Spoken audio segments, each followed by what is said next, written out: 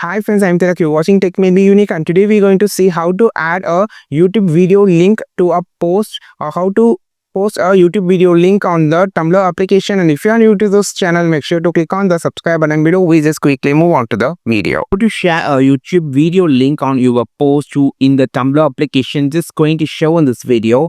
So for that, first of all, just going to screenshot any video on my YouTube channel.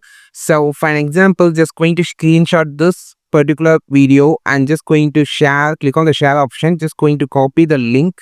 So now just going to the back to the my post option, click on the edit option. So now you can just add the link directly, like click on the URL link. You can just add more link if you just need it.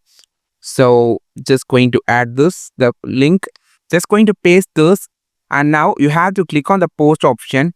Now your video has been posted directly to your Tumblr application. If you just click this, the YouTube video will be directly played. So you can just also make a screenshot and you can just add your video link, or you can directly share your video. Just click on this post option, click on the tag option, just add the URL and post it.